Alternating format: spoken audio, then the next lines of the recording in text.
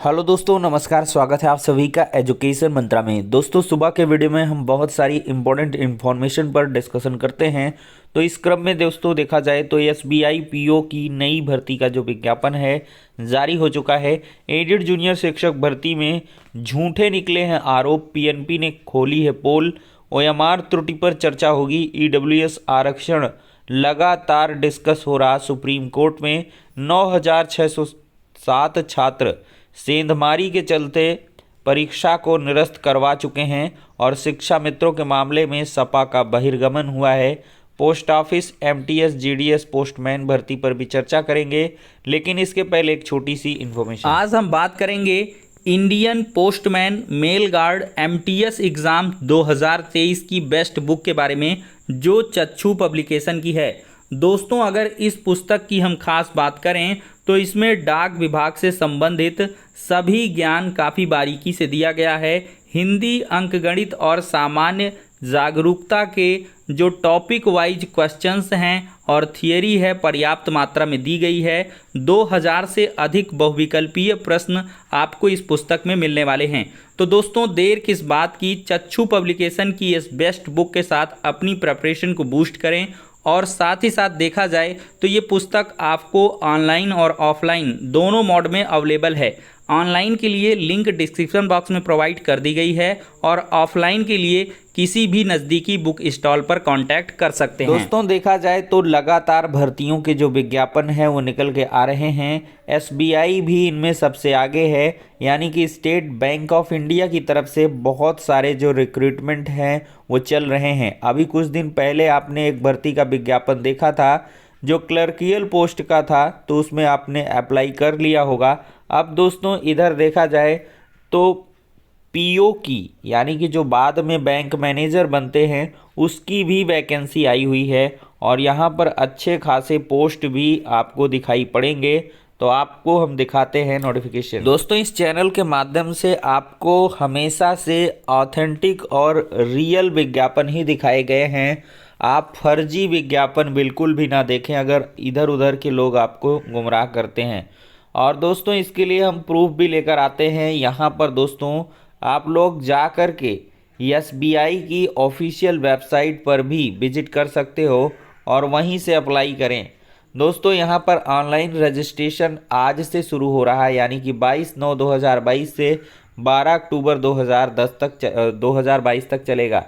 तो online registration including editing modification of application by candidate ये दिया गया है। ऑनलाइन जो प्रिलिमिनरी एग्जामिनेशन होगा वो 17, 18, 19, 20 दिसंबर 2022 को होगा।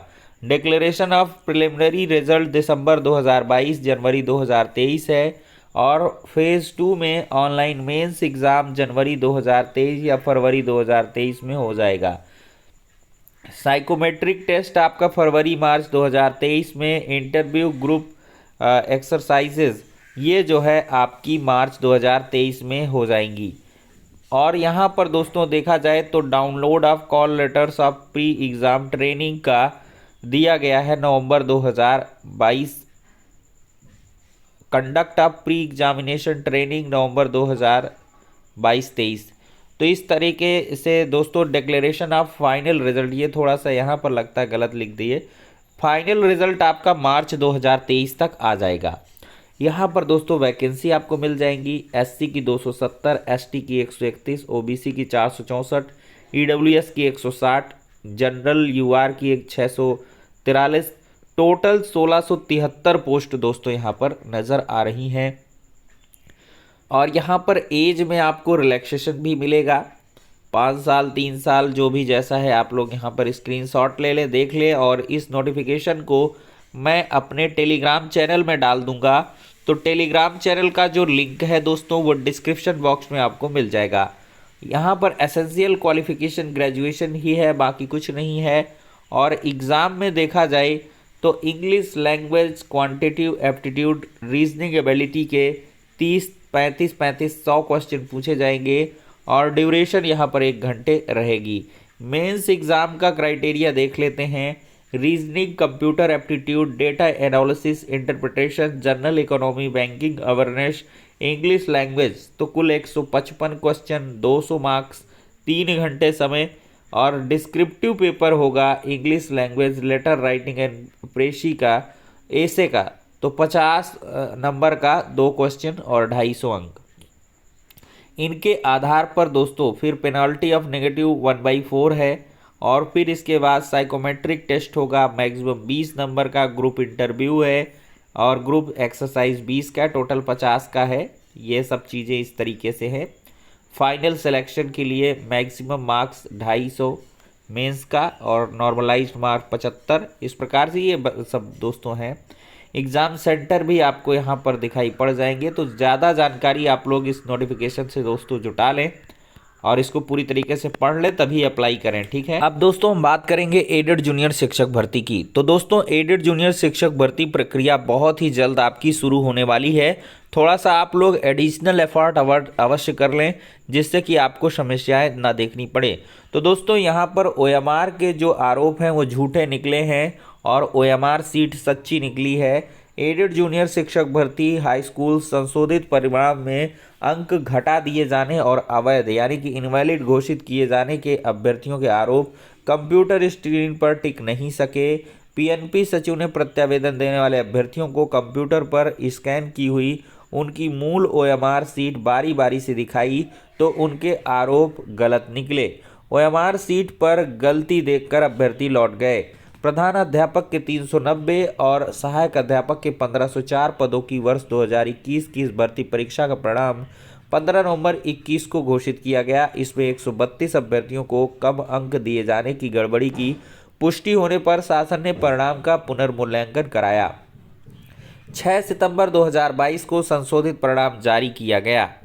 और दोस्तों इसमें देखा जाए तो बड़ी संख्या में उलटफेर हो गया। जिनके कम अंक हो गए या सीरीज अथवा विषय गलत भरने के कारण अवैध हो गए, उन्होंने PNP में प्रत्यावेदन दिए।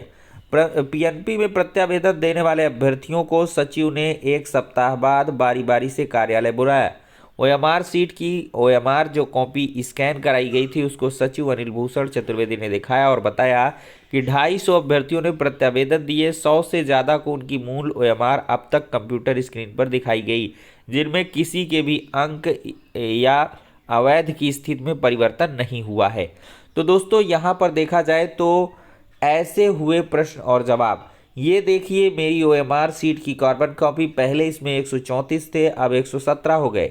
सचिव साहब कहते हैं देखिए आपकी जो मूल OMR सीट है, कई प्रश्नों के उत्तर में एक गोले को पूरा काला किया गया है तो दूसरे को अधूरा, इसी कारण से अंक नहीं मिला। फिर कहा गया कि पहले तो इसे सही मानकर अंक दिए गए थे, तो सचिव ने कहा ऐसी ही गड़बड़ी के कारण संशोधित परिणाम जारी हुआ था, अन्यथा संशोधित क्यों होता। महिला तनतनाते हुए निकल गई। अब दोस्तों यहाँ पर देखा जाए तो महिला अभ्यर्थी ने कहा मेरे 102 अंक थे, अब 100 हो गए। तो सचिव ने कहा ये देखिए गोले को काला करने में गड़बड़ी की है। पुरुष ने कहा 109 अंक मिले थे, अब 3 अंक कैसे घट गए। ये देखिए मेरी OMR सीट की कार्बन कॉपी। सचिव साहब दिखाते हुए एक गोले को पूरा काला किया है, दूसरे को अधूरा काला किया है, इससे इसका मूल्यांकन नहीं हुआ। पुरुष अभ्यर्थी पहले 124 मिले थे, अब 0 हो गए। तो सचिव ने कहा आपके प्रश्न पुस्तिका दूसरी सीरीज की हल्की है, OMR सीट पर दूसरी सीरीज के संकेतांक को काला किया है, यह अवैध है। तो इन शॉर्ट देखा जाए दोस्तों, तो अगर आपका भी कोई त्रुटि है तो आप प्रत्यावेदन दे सकते हो, और बहुत सारे अभ्यर्थियों ने प्रत्यावेदन दे भी दिया था, अन्यथा आपको सच को कबूलना होगा। आपने कहीं ना कहीं गलती अवश्य की है, इसी वजह से आपके मार्क्स कम हुए हैं या इनवैलिड सीरीज आया है, और इसी वजह से परिणाम को संशोधित किया गया था। तो इन शॉर्ट दोस्तों खबर यहीं पर समाप्त होती है कि एडेड जूनियर का जो चैप्टर है वो बहुत जल्द क्लोज होने वाला है और बहुत जल्द ये भर्ती भी पूरी होने वाली है। दोस्तों देखा जाए तो EWS आरक्षण में लगातार बहस सुप्रीम कोर्ट में दिखाई पड़ रही है। सुप्रीम कोर्ट का कहना है कि सामान्य श्रेणी की सीटों में सेंध क्यों, आर्थिक रूप से कमजोर वर्ग के 10% आरक्षण पर लगातार सुनवाई जारी है। केंद्र ने दलील की है कि सरकार का प्रयास है कि जाति और वर्ग विहीन समाज बनाया जाए। आरक्षण का सिर्फ एक ही आधार हो, गरीबी। इंदिरा शाहिनी 1992, अशोक कुमार ठाकुर 2006, जयश्री पाटिल 2021 केस में सुप्रीम कोर्ट ने कहा है कि आरक्षण का आधार जाति नहीं बल्कि आर्थिक होना चाहिए। सरकार का प्रयास इसी ओर है। आज यह 10% दिया गया इसलिए है, जब उनका स्तर ऊपर उठ जाएगा तो यह कम करके 5% हो सकता है। उसके बाद धीरे धीरे उसे समाप्त किया जा सकता है। अनुच्छेद 14 कहता है कि गरीबों को पीछे नहीं छोड़ा जा सकता। सुप्रीम कोर्ट को इस मामले में हस्तक्षेप नहीं करना चाहिए। यह संविधान संशोधन है, कोई कार्यकारी आदेश नहीं। तो ये केंद्र सरकार की दलीलें हैं। और आर्थिक रूप से कमजोर वर्ग के लिए 10% आरक्षण से किसी का नुकसान नहीं हो रहा। यह जाति और वर्ग से ऊपर भी है और इसका कोई भी लाभ ले सकता है जो आय की सीमा के अंदर हो। केंद्र सरकार का ऐसा कहना है। तो सरकार से लगातार सवाल जारी है। तय आरक्षण का उल्लंघन हुआ है। केंद्र की दलील भी आपको दिखाई पड़ेगी। मैटर काफ़ी ज़्यादा है, अगर पढ़ेंगे तो वीडियो लंबा होगा, लेकिन इसको हम आपको टेलीग्राम चैनल में उपलब्ध करवा देंगे, लिंक डिस्क्रिप्शन बॉक्स में है। दोस्तों, पीसीएस 2022 की मेंस टालने का ज्ञापन यहां पर अभ्यर्थियों ने सौंपा है। बुधवार को भाजपा के पूर्व प्रदेश अध्यक्ष स्वतंत्र देव सिंह और मंत्री दया शंकर सिंह से लखनऊ में मुलाकात कर ज्ञापन सौंपा गया। हालांकि ये कुछ होने हवाने वाला नहीं है। दोस्तों, देखा जाए तो डाक विभाग लगभग 1 लाख पदों पर भर्तियों की तैयारी कर रहा है। कभी भी नोटिफिकेशन जारी हो सकता है। तो दोस्तों, डाक विभाग में अगर टोटल वैकेंसी की बात करें तो पोस्ट ऑफिस में पोस्टमैन के 59,099 पोस्ट हैं। एमटीएस मल्टीटास्किंग स्टाफ के 37,539 हैं। मेल गार्ड के 1445 पोस्ट हैं। तो दोस्तों, यहाँ पर टोटल 98,083 पोस्ट आपको नज़र आएंगे। पोस्टल सर्किल वाइज अगर हम भर्तियों की बात करें तो आंध्र प्रदेश में 2289, 108 मेल गार्ड के और एमटीएस के 1166 पोस्ट हैं। असम में 934 पोस्टमैन के 73 जो है मेल गार्ड के, 747 लास्ट वाला आपका जो है एमटीएस का है। इसी तरह बिहार में 1851, 95 और 1956 पोस्ट हैं। और भी हम आपको दिखाएं तो असम में 934, 73 और 47 हैं। बिहार में 1851, अच्छा चलिए बिहार हो गया। अब हिमाचल प्रदेश, झारखंड, कर्नाटका भी आप यहाँ पर देख सकते हैं। केरला, मध्य प्रदेश, महाराष्ट्र, नॉर्थ ईस्ट में देख सकते हैं पोस्ट, हरियाणा, गुजरात। तो इस प्रकार से आपको पोस्ट दिखेंगे। बहुप्रतीक्षित उत्तर प्रदेश की अगर हम बात करें तो यहाँ पर लगभग 5,000 पोस्ट पोस्टमैन के हैं। 116 पोस्ट आपको जीडीएस के हैं, मेल गार्ड कह लें, और 3,911 पोस्ट एमटीएस के हैं। तो अच्छी खासी वैकेंसी आपको उत्तर प्रदेश में देखने के लिए मिलेगी। और दोस्तों, इसके आजू बाजू वाले जो प्रदेश हैं उनमें भी अच्छे खासे पोस्ट हैं। तो इसके लिए लगातार आप लोग तैयारी करते रहें। दोस्तों, एक अजीब सा मामला सामने आया है। राजेंद्र सिंह राज्य विश्वविद्यालय की स्नातक परीक्षा का मामला है। 9,607 छात्र नकल में दोषी पाए गए हैं और परीक्षा को निरस्त किया गया है। तो परीक्षा समिति की बैठक में यूएफएम कमेटी की संस्तुति पर 9,607 परीक्षार्थियों की परीक्षा निरस्त कर दी गई है। इन परीक्षार्थियों को अब सत्र 2022-23 की स्नातक तृतीय वर्ष की परीक्षा में फिर से शामिल होने का मौका मिलेगा। तो प्रोफेसर अखिलेश कुमार सिंह हैं कुलपति, इनका ये स्टेटमेंट है। दोस्तों, शिक्षा मित्रों के मुद्दे पर सपा ने सरकार को घेरा है और बहिर्गमन किया है। विधान परिषद में बुधवार को समाजवादी पार्टी ने शिक्षा मित्रों का मुद्दा उठाया। सपा ने समान कार्य के लिए समान वेतन दिए जाने की मांग करते हुए कहा कि भाजपा सरकार शिक्षा मित्रों के साथ सौतेला व्यवहार कर रही है। न्यायिक प्रक्रिया में शिक्षा मित्रों का सहायक अध्यापक पद पर हुए समायोजन को उचित नहीं माना था, किंतु उनके सेवाकाल को देखते हुए सरकार मानदेय बढ़ा सकती है। बेसिक शिक्षा मंत्री ने कहा कि शिक्षा मित्रों के हित में सरकार निर्णय करेगी। सरकार से कोई ठोस आश्वासन न मिलने पर सपा सदन से बहिर्गमन किया।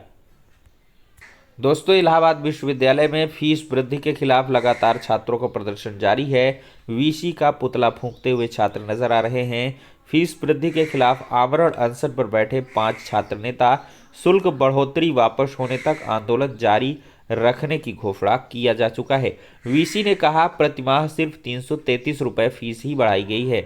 तो फिलहाल के लिए दोस्तों ये हो गया आज का वीडियो पसंद आया हो तो लाइक एंड शेयर करें और चैनल पर पहली बार विजिट किए हैं तो सब्सक्राइब अवश्य करें। नेक्स्ट वीडियो में मिलते हैं।